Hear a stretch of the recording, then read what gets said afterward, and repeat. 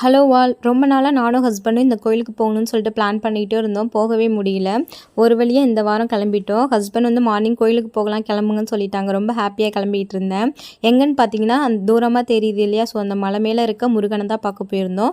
பாண்டியிலேருந்து ஒரு 30 கிலோமீட்டர் வரும். மயிலம் இந்த கோயில் பேர். திண்டிவனத்துலேருந்து ஒரு 15 கிலோமீட்டர் வரும். இங்கே சரௌண்டிங்கில் இருக்கவங்களுக்கு கண்டிப்பாக அந்த கோயிலை பற்றி தெரிஞ்சிருக்கும். ரொம்பவே ஃபேமஸான கோயிலுங்க. ஆறுபடைக்கு அப்புறம் இது ரொம்ப ஃபேமஸான கோயிலாக என்னோட ஹஸ்பண்ட் சொன்னாங்க. சின்ன பிள்ளையில படியேறி நான் திருப்பதி போயிட்டு வந்தேன். அதுக்கப்புறம் இப்போ தான் ஃபர்ஸ்ட் டைம் படியேறி முருகன் சாமியை பார்க்க போகிறேன். ரொம்பவே ஹாப்பியாக இருந்துச்சு. நானும் ஹஸ்பண்டை ரொம்ப நாளாக போகணுன்னு சொல்லிட்டு இருந்தேன். அதனால் கூட்டிகிட்டும் போயிட்டாங்க. கொஞ்சம் வெயிலாக தான் இருந்துச்சு. கொஞ்சம் ஏர்லி மார்னிங்காக போனால் கொஞ்சம் ஈஸியாக இருந்திருக்கும். கொஞ்சம் வெயிலாகவே இருந்துச்சு.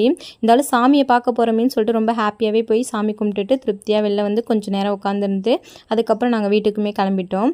இந்த கோயில் பார்த்திங்கன்னா ரொம்ப பழமையான கோயில். 1000 வருஷத்துக்கு முன்னாடி இந்த கோயில் கட்டியிருக்கிறாங்க. ஆக்சுவலி இந்த கோயில் பேர் மயிலம்னு சொல்கிறாங்க. இந்த கோயில் பேர் வந்து மயூராசலமா.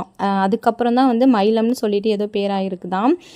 வெளில வந்து ஒரு மணிமண்டபம் மாதிரி வச்சுருந்தாங்க. சாமி கும்பிட்டுட்டு எப்பயுமே நம்ம வந்து வெளில கொஞ்சம் நேரம் உட்காந்துருப்போம் இல்லையா, ஸோ அந்த மாதிரி உட்காரத்துக்கும் நல்ல பிளேஸ் சூப்பராக இருந்துச்சு.